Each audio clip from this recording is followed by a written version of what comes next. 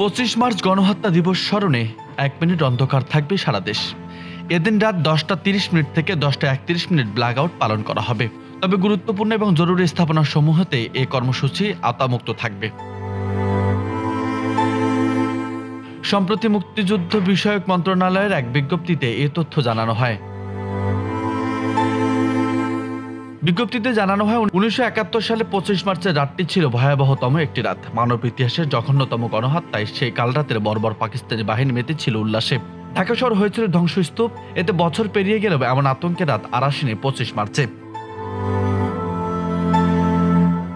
Operation searchlight নামে পাকিস্তানি বাহিনী পরিচালিত পরিকল্পিত গণহত্যার মাধ্যমে 1971 সালে 25 মার্চ বাঙালি জাতীয়তাবাদী স্বাধিকার আন্দোলনকে সশস্ত্র হামলার মাধ্যমে দমন করতে চেয়েছিল। এই গণহত্যা ছিল পশ্চিম পাকিস্তানি শাসকদের আদেশে পরিচালিত, যা 1970 নভেম্বরে সংঘটিত অপারেশন ব্লিটস এর পরবর্তী সামরিক আক্রমণ। 25 মার্চ পাকিস্তানি সামরিক অপারেশনের আসল উদ্দেশ্য ছিল স্বাধীনতাকামী বাংলাদেশ তথা তৎকালীন পূর্ব পাকিস্তানের সব বড় বড় শহর দখলে নেওয়া। এছাড়া রাজনৈতিক ও সামরিক বিরোধীদের 1 মাসের ভিতরে নিশ্চিহ্ন করে দেওয়া। দিবসটি উপলক্ষে প্রধান উপদেষ্টা ডক্টর মোহাম্মদ ইউনূস বলেছেন, আমি দুঃখ ভারাক্রান্ত হৃদয়ে স্মরণ করি সেই কালরাতকে, সব শহীদকে।